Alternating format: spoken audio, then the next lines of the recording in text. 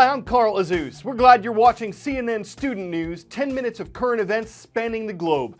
First up this Friday, November 20th, French authorities say the suspected mastermind of last week's terrorist attacks in Paris is dead. Abdelhamid Abaoud was killed in a police raid Wednesday at a Paris apartment. Abaoud had been linked to several foiled terrorist plots before last week's attacks were carried out.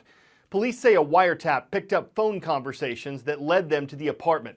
They believed Abaoud's cousin was there. She was a suicide bomber who also died in the raid. The ISIS terrorist group has said it was responsible for the attacks that killed 129 people. Since then, it's threatened other cities around the world, and security's been increased in many places. President Obama, who's been criticized for his strategy in dealing with ISIS, says defeating the terrorists is going to be a multi-year task, and that one thing that'll be necessary is a political settlement to the civil war in Syria. The instability there has helped ISIS seize power in large parts of the country. ISIS's organization has not only helped it raise or steal millions of dollars, as we reported earlier this week, it's also contributed to the network's strong grip on the areas it controls. ISIS sees itself as a state, a government. Its ambition to be an Islamic caliphate that claims sovereignty over the world's Muslim community. So, how does ISIS govern the territory it controls? Who picks up the garbage, runs schools, and patrols the traffic? Well, this is an area larger than many countries, and ISIS has divided the territory into wilayats, or provinces, each of which has a governor. Several new provinces have been created, virtually erasing the Syria-Iraq border. At the top of the government is Abu Bakr al-Baghdadi, the self-declared caliph of ISIS. He has a sort of cabinet, the Shura Council, and beneath that, about 10 ministries or councils that maintain everything from health, education, and religious rulings to transportation and even environmental policy. Despite its medieval sense of justice, in many ways, ISIS runs a surprisingly modern bureaucracy, according to terror analysts. The health department has fully operational hospitals, complete with maternity wards. Babies are delivered daily, registered, and issued with official ISIS birth certificates. It also runs a vaccination campaign with health workers on motorcycles delivering polio vaccine drops and shots to protect against measles, mumps, and rubella. It also has a court system that runs its strict interpretation of Sharia, or Islamic law. Theft, for example, is punishable by chopping off a hand, but it also handles everything from traffic violations to rental disputes. The education department runs several schools and even the university in Mosul. Girls receive an education, though segregated from boys, and the curriculum is severely limited. No art, music, or theater, no physical education or philosophy, just reading, writing, math, and of course, religion, according to ISIS. Any teacher hoping to work must undergo ISIS official Sharia training. In many places, ISIS has simply taken over the civil infrastructure already in place. Particularly in war-torn Syria, ISIS hopes to prove it is bringing order to chaos, however violent its rule. The U.S. Congress is debating whether more Syrian and Iraqi refugees should be allowed into America. The Obama administration plans to accept an additional 10,000 Syrian refugees next year.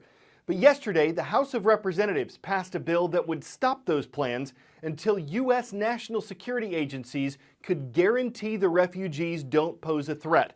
This week, France's prime minister said that some of the Paris terrorists took advantage of the European refugee crisis to slip into France.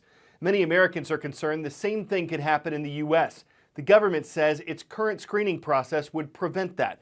President Obama has threatened to veto any legislation that would stop his plans to admit additional refugees. But 47 Democrats joined 242 Republicans in voting for the House bill. That means the House could potentially override a presidential veto.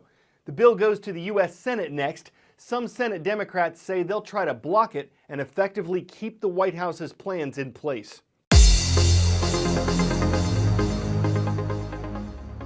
The Green Mountain State is where we're starting today's Call of the Roll. It's Vermont, and it's in the town of Craftsbury, the home of the Chargers, where we're happy to see Craftsbury Academy this Friday. To the Midwest now, in the city of Burton, Kansas. We've got some Chargers there too at Burton High School. And in the French capital, thank you for including us at École Privée Cours Molière. Hello to our viewers in Paris. It's larger than a football field, it floats over us at almost 5 miles per second, and it just celebrated its 15th birthday. Its completion alone was considered a tremendous accomplishment. But is the International Space Station worth its cost? Critics say it hasn't really led to any earth-changing discoveries in science, and that what it has helped do hasn't been worth what's been spent on the station. Supporters argue that a lot of its value is in what lies ahead. It's the most expensive object ever built, costing over $100 billion, and it's a true marvel of engineering. People have been living on it now for 15 years, so what do we have to show for it? First of all, we have the station itself. Astronauts helped put the floating laboratory together 250 miles above Earth, and it was a monumental task, seeing as it weighs in at nearly 1 million pounds and has the same livable space as a 6-bedroom house. And Bob Cabana literally turned the lights on. We actually opened the doors to the space station, powered up the computers, and turned on the lights for the first time. And that was a pretty amazing mission. I will never forget that. It took over 40 rocket launches to build this thing. The first piece was sent up in 1998, but it wasn't deemed complete until 2011. It's been occupied since 2000. The International Space Station, it's an international cooperative effort. And I think this is the way that when we leave planet Earth, when we go exploring, it's set the model for how we're going to explore beyond planet Earth. We've got the United States, Russia, Canada, Japan, the European Space Agency and all its partners, and we are working together up there. There's 6 astronauts up there right now. We are working together as one team. Congress declared the U.S. portion of ISS a national laboratory.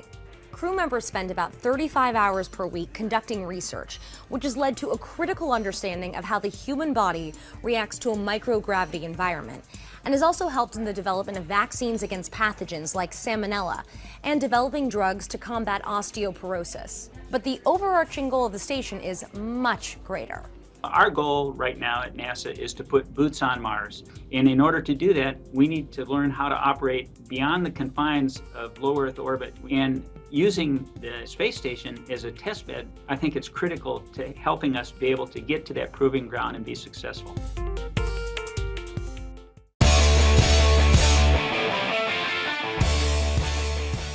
Before we go, a driverless car gets busted, but not for speeding. A Google autonomous vehicle was recently pulled over because it was going too slowly. It was doing 24 in a 35, holding up the traffic behind it.